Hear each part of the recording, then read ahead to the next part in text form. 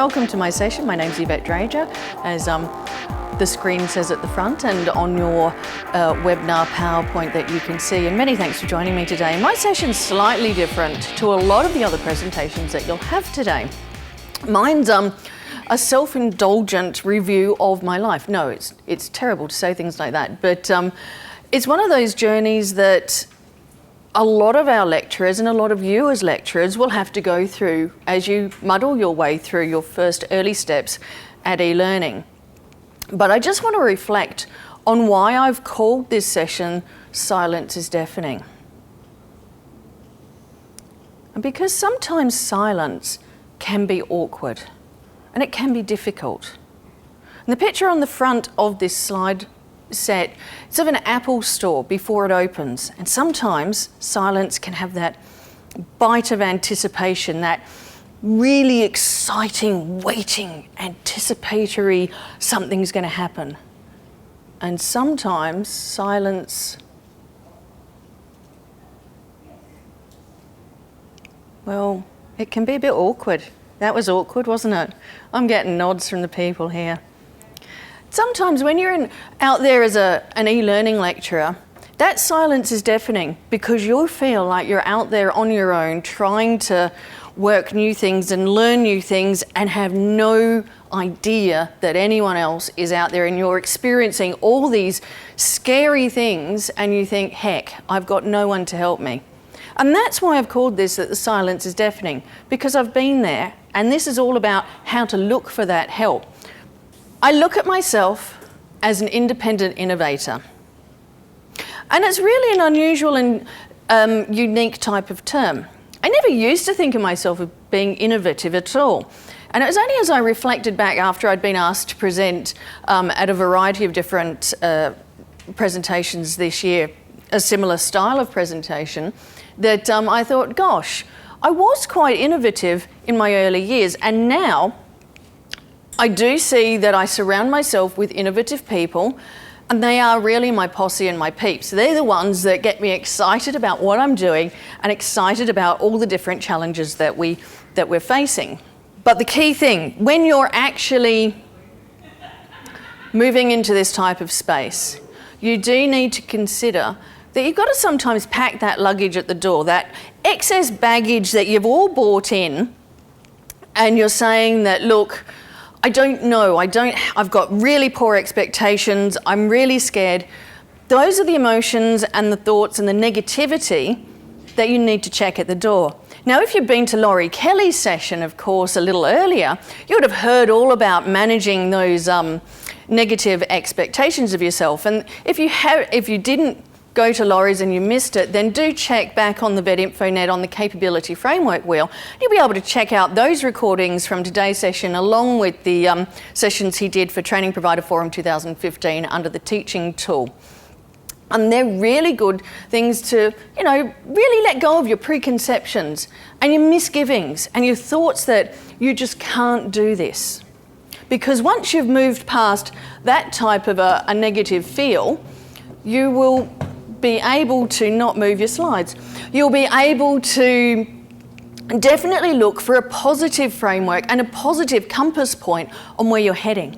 And for me, that's the critical part of knowing where you're going and knowing where you're going to start heading. Now, you might not end up there on that journey, but knowing where you're starting out and building a map and building a roadmap of where you're going, that's the important thing.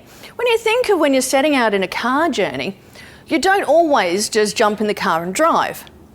You've got to think of a destination. You've got to think of your routes and your plans on how you're going to get there. Maybe you're going to use a street map. That's old school, paper map. Maybe you've already looked it up prior to getting into the car on a Google map, printed it out on a piece of paper. Maybe you've got a GPS that's going to talk you through exactly how you're going to get there. Or maybe you just know where it is. But no matter how you've got into that car and started driving, you've got a destination in mind. Same as if you're planning any trip. And your e-learning trip and a learning journey for your students, be it in a face-to-face blended delivery or a fully online classroom, you are the person that's driving that learning journey. And that's the critical part that you need to remember. So you are the captain of your ship and the designator of where you're going. And I'm just frantically clicking on that board as I do it. But before I start on my actual journey, I just wanted to go through these 8 critical points that for me are really all about the innovator mindset. Now, I'm not going to take credit for these. I'm going to give the full credit where credit is due, and that's to George Curious. And if you haven't seen him or heard of him, he is an amazing innovator in the e-learning space, and his brother Alec is also just as amazing. And these 2 people, you can reach out to them and actually get them to help you and support you as part of your professional learning group. And that's one of those things. You need to start building those networks. And you can see in the bottom of there is a tab there for networks. And that's all your personal and professional networks. And not being worried about reaching out to people and not sitting there thinking that you are the sage on the stage and you know exactly what you're doing and you never want people to know that you don't know. Now, for me, I quite often will have the collywobbles and throw my hands up and say, I have no idea what I am doing, please help. And that's just part of being a professional. And that's what you need to start thinking about when you move through your journey. One of the key things for me, though, is building that empathy for your students. They say, walk a mile in someone else's shoes. And none is truer than when you're doing e-learning. If you are moving into an e-learning space and you want to do a blended delivery mode, then think about it. Have you ever experienced that from a student's point of view?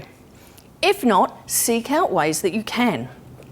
If you're moving solely into an online space, seek out ways that you can experience that from a student's point of view.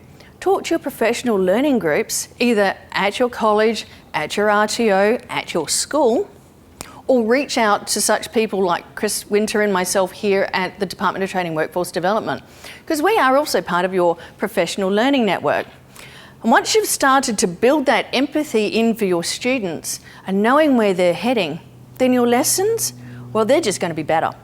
There is just no way they are not going to improve and really be insightful for what you're going to achieve with your students. And that's where the real magic happens. Be a problem finder.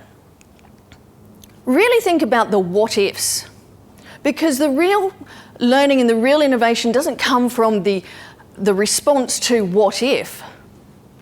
It comes from that what if.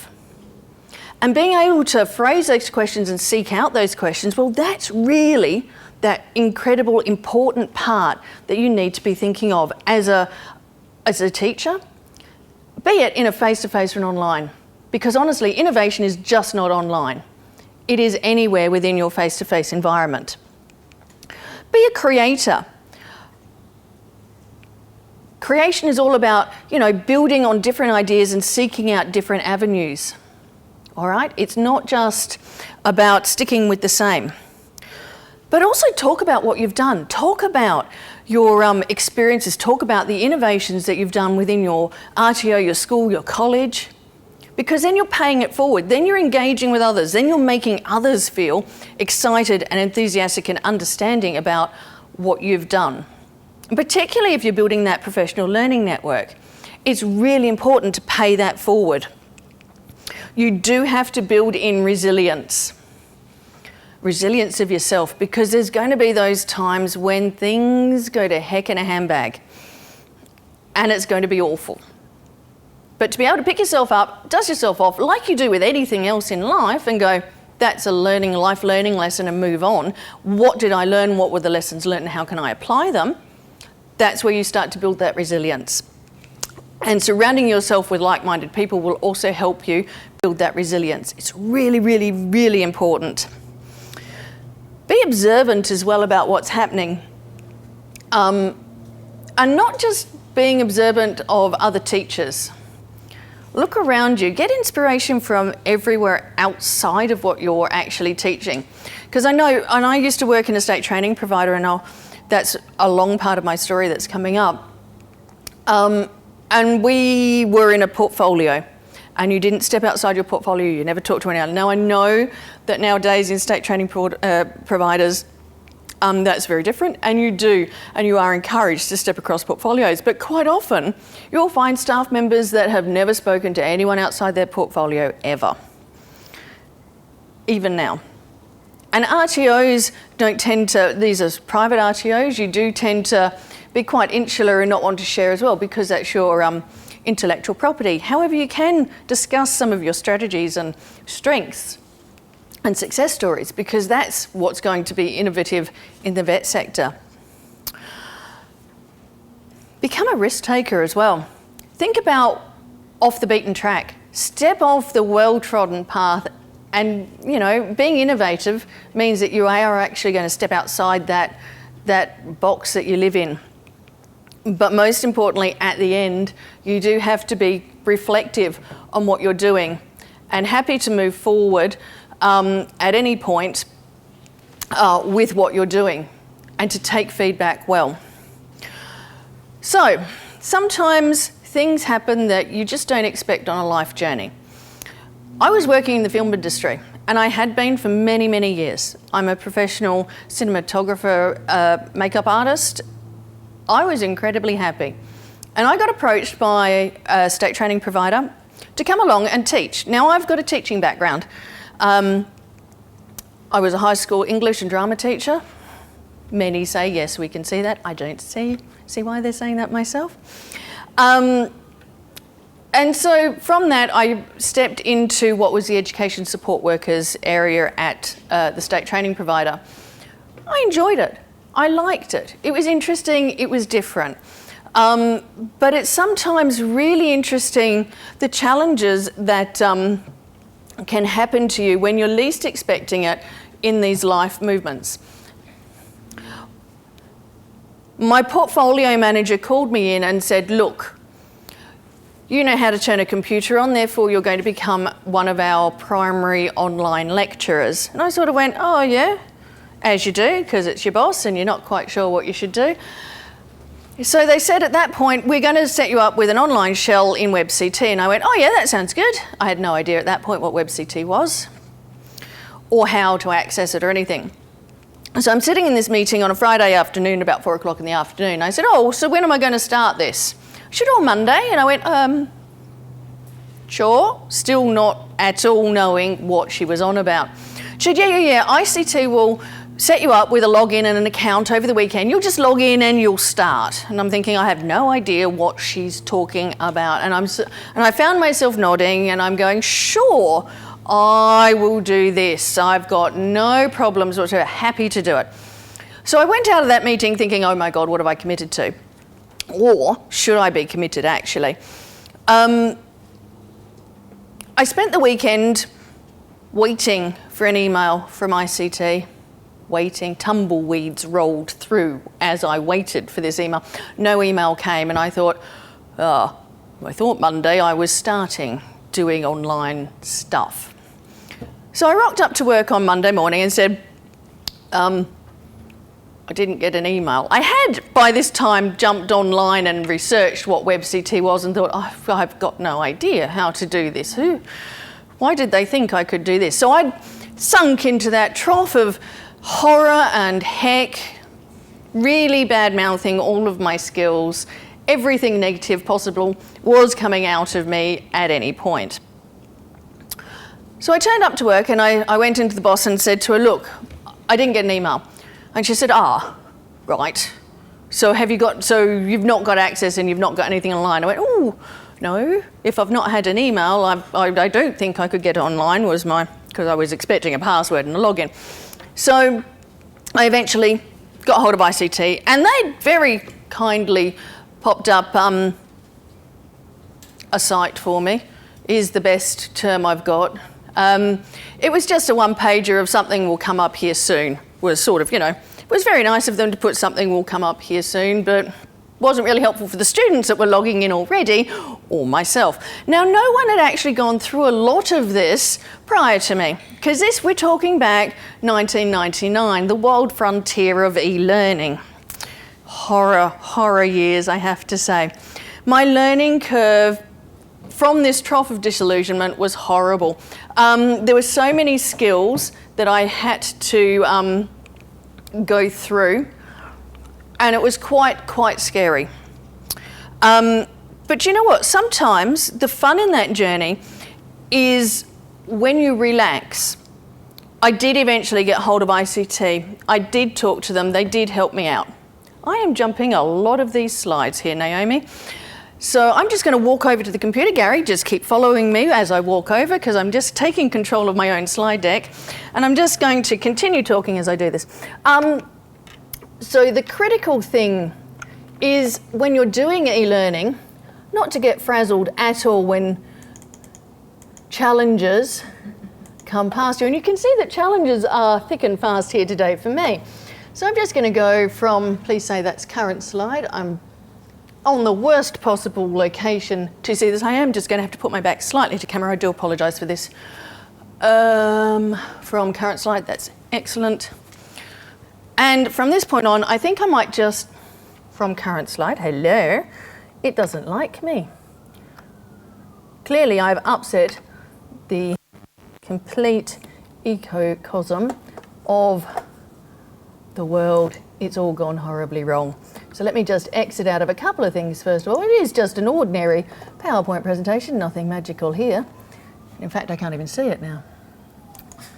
There we go, and I'm not going to present from that horrible looking slide, but what I will do, scroll back up to where we're supposed to be. And if you are at home watching this, hopefully Naomi has stayed on the actual trough. I said I was going to stay there, didn't I? Gary's having terrible trouble having to follow me now. And Cheryl's really concerned because she's got the next session up. I smile sweetly in her general direction, and I just pause and reflect for a second. So when you're thrown situations, sometimes learning curves can be quite horrific, but they're also challenging. And my learning curve for when I actually had to become an online lecturer, because it was given to me as a fait accompli that this is where we're going from, and it was like that. It really was. These planes had it. I was really on the worst learning curve possible. My students were live. Of course they were alive, but they were live also in my online shell. And I had to have something up. The only way forward for me was to actually be brutally honest and say, A, welcome. B, I've got nothing up in the shell. It will be here by the end of the week. C, I'm not 100% certain of the technology, but we'll learn together. And that was the critical turning point for me.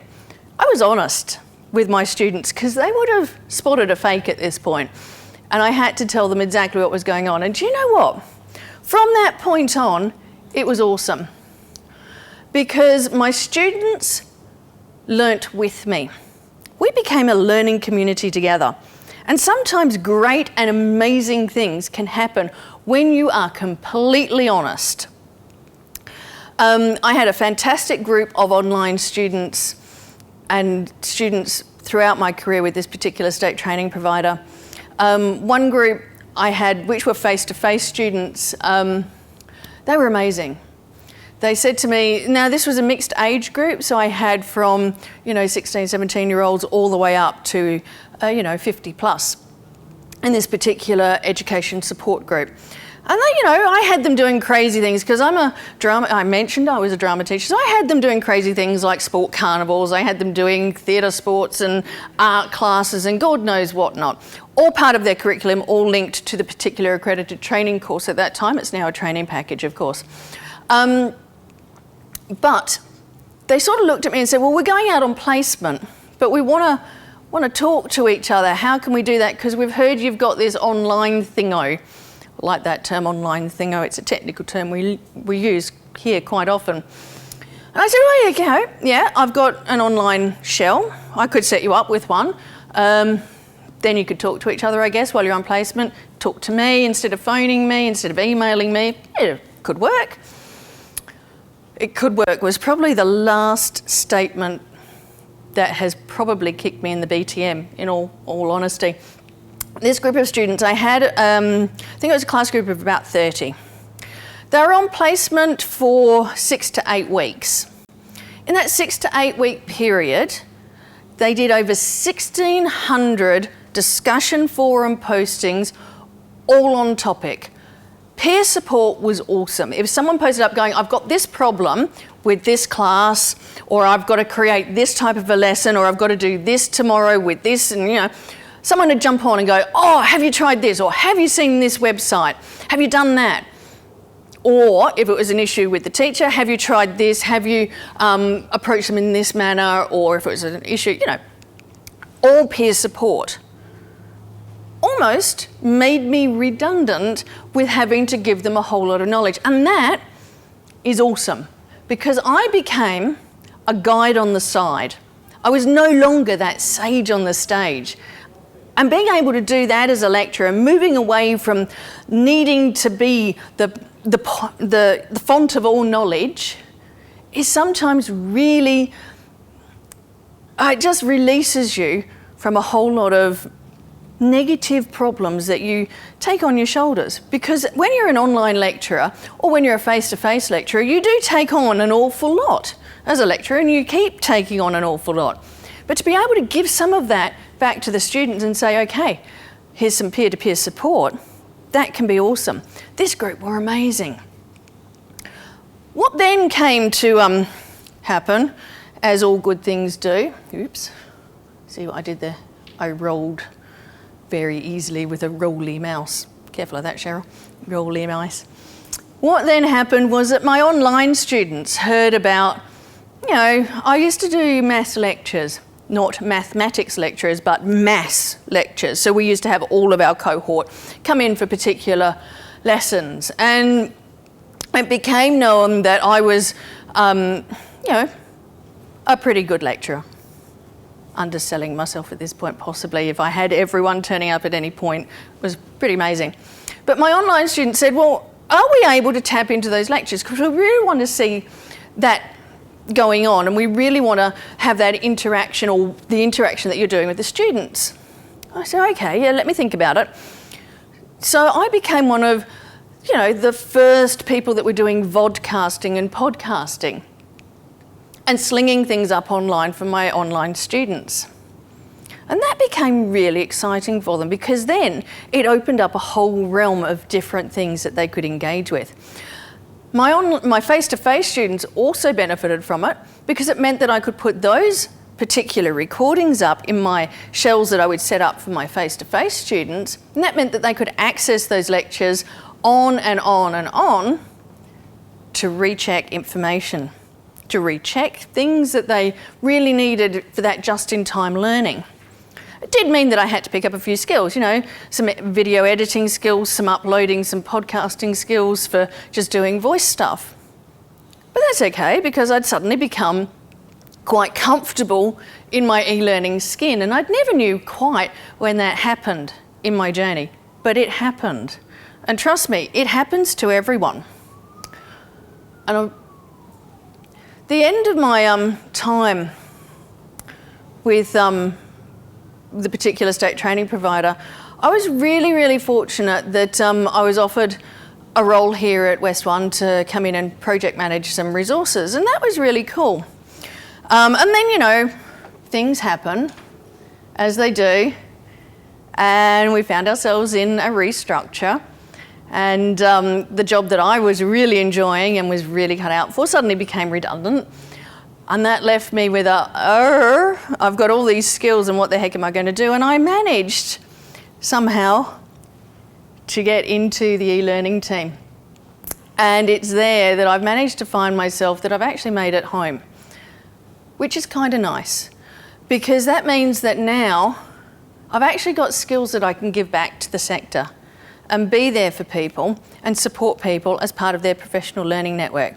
So it's almost a full circle almost a full circle. When I started, there was no one, and now I've become one of those people that can help others. And that's really important. For you, if you are currently a lecturer, or if you're starting on this journey, it's really important to remember to tap into those who have been there.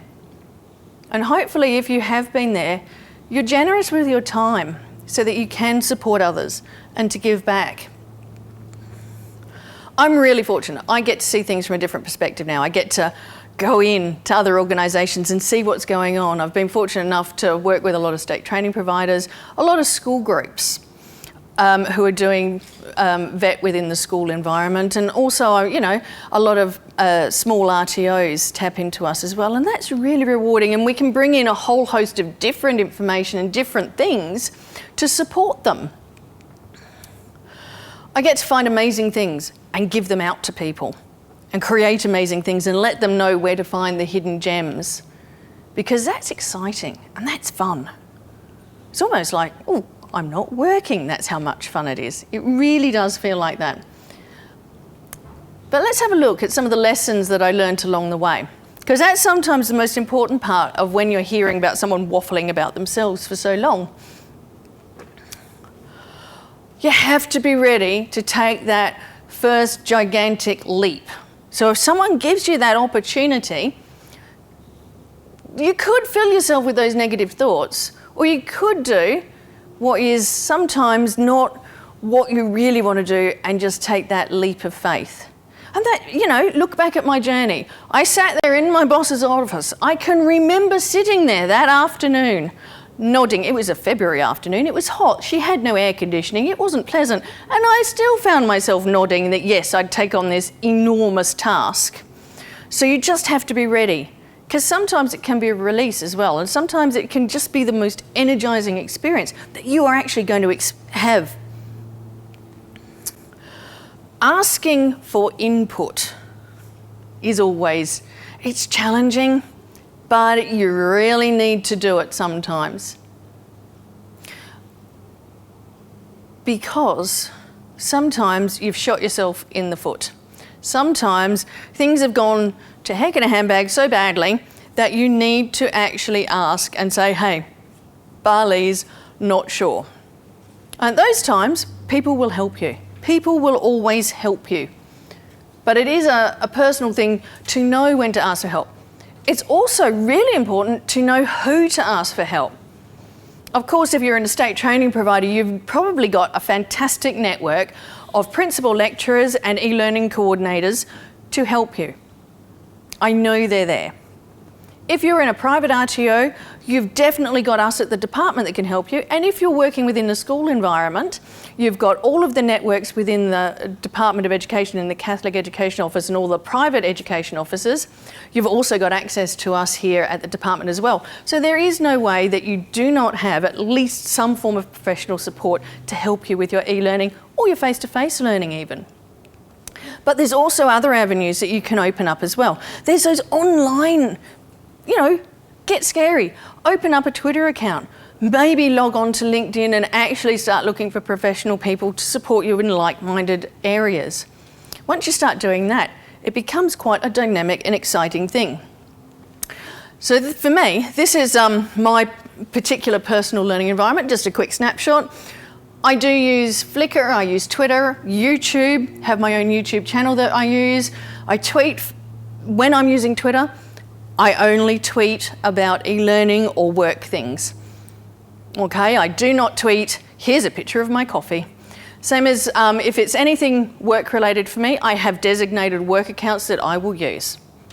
And that's really important to remember, that sometimes you've got to put up in your personal learning environment and your personal learning network some barriers around yourself to keep some of your stuff for you. So if you're in Facebook and you've got a personal Facebook account, probably don't let your students contact you unless you really want to open up a floodgate of 24/7, 365 days a year, because that's what will happen. You do need to learn to mitigate some of those as well. And for me, I have designated social media that I will step into contact with. But, you know, online stuff isn't just the only way I connect. I talk to my peers and colleagues. Quite often, we are told in our area that we talk too much. But that's how we learn, and that's how we engage. And unfortunately, that's just how we are, because we are professional educators. And if someone is in a teaching in an office environment with a set of professional presenters and educators, gosh darn it, they've got to know they're going to be sitting with the talkers of the area, because that's how we learn, and that's how we get our presentations better and how we bounce ideas off, by doing and talking and chatting, all about work. Not always about work, but most of it's about work. I do attend face-to-face classes when I'm able to. I'm also studying my Masters in Education, so that's another thing. I've connected with a whole lot of online people around the world because of my education. And I know that I can reach out to anyone, including my lecturers, and go, help, because my Masters in Education is all about digital education, digital learning, how to actually engage with people in that online space. Really exciting Masters, really interesting Masters, but it's also given me a huge wealth of people I can connect to, which is awesome. I do read, oddly enough. I read. It sounds random, me saying I read. I read contextualised information about my subject. And my Twitter feed is all about different people that I followed for e-learning. And so quite often, I will spend the first part of my day not going through my emails, but going through my Twitter feed to actually get interesting, just-in-time information or relevant sites or something that's happened in our industry in that morning. And by the afternoon, quite often we'll have sent something out to someone about that information. It's paying it forward. It's giving that information, being a conduit for that information for those that need it as well. And I also talk to family and friends ad nauseum about what I do as well. What can I say? I'm a chatter. You might have gleaned that from me. Sometimes it's important to strip your learning and your environments, be it face-to-face or online or blended. Sometimes you've got to throw a whole lot of gumph out and start again. Because sometimes, particularly, if your curriculum changes and all of that happens, sometimes you just have to not reinvent the wheel, but definitely build part of the tread again. But that's okay, because it's good to rehash and revisit and review and taking feedback from your clients and who's been listening. Because if you can't do that, then it's never going to get better. You're never going to improve on what you're doing. And it's such a critical thing to remember. I thrive and I survive because of these 5 C's. I'm really well known for weird things like, 5 C's, the pillars, the 4 pillars of something, and the cornerstones of it. But these 5 C's work for me. For me, my top one is communication. There's no particular order. It's just how it looked nicely on the screen. But my first one is all about communication. Communication into me and communication out from me to everyone else. Being able to curate content, being able to curate that information into logical streams to be able to give it to the right people at the right time. Quite often I'll get phone calls and someone will say, because I'm well known for being our Moodle guru here on site for sector capability, quite often I will get emails in saying, hey, do you know how to do this particular thing? I've got this problem. Can you help? And I'll go, I know that I have a link somewhere that was something about that, and I will just go click, click, click, and I've found the information I need, and I'll have been able to send it on. Really important to start curating some of your information streams like that. Connecting with others. I can't state how important it is to connect and to stay connected with like-minded peers. Not necessarily in your particular industry or learning study area. Like-minded people can be across any study area or from any industry. You just need to reach out and connect to them. Collaborate, talk to people, work with people. Don't do it in isolation. So hard to work in isolation. It stifles your innovative qualities if you work in isolation. Talking to others and being part of a team, that's where that true spark of excitement will happen, and that's where the innovation will happen. And that's where your creation of really exciting things is going to actually happen for you and your team. But you've got to remember, no matter what, safe havens and support can be found. Oops. So, innovator's mindset. Can you see how that's fitted into my learning journey? I'm looking at the people in the room because they're the only ones I can see. I'm getting a couple of nods and people are hopefully not asleep. It's straight after lunch. What can I say? I had to build empathy with my students. I had to walk in their shoes. Good Lord, I probably wore the tread out with how much I walked in their shoes in that first 6 months. Remember that learning curve of the jet aeroplanes flying up? It was horrific.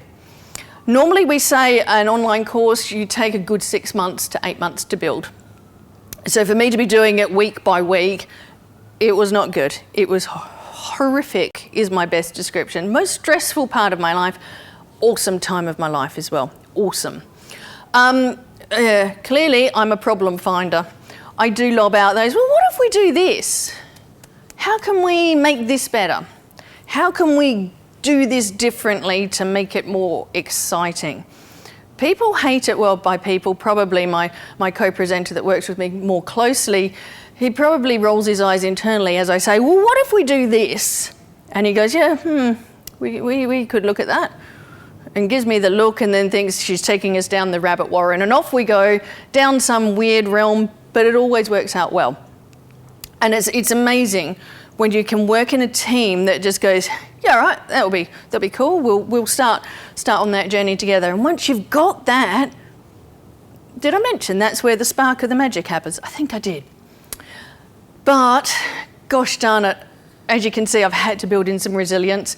You could possibly tell just by how my presentation went today that I've had to build in some resilience and know that, you know, I cannot blow this computer screen up no matter how much I try today. I really seem to have tried. Just being able to go, yeah, okay, that's not working. I'll move on to plan B, plan C, D, F, and having those contingency plans in place, as any good face-to-face lecturer does, any good e-learning lecturer will also. I am a risk taker. I am networked. What can I say? Clearly I've demonstrated that, but I do talk to other industry areas. I love hearing what RTOs are up to. That's usually when I've had a phone call from someone I haven't spoken to for a while. I say to them, well, what have you been up to? I haven't heard from you ages. What's new in your college or what's new in your RTO?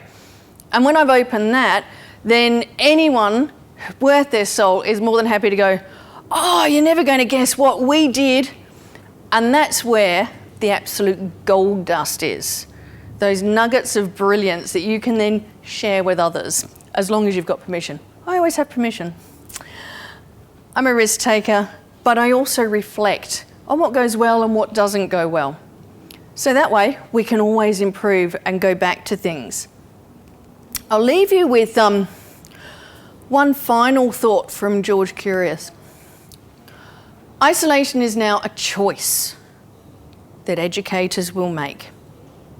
So you could choose to be silent and sit there in silence and let it deafen you, or you could become an innovative risk taker, reach out, become networked, build your resilience, and actually get a spark of brilliance happening for your organisation.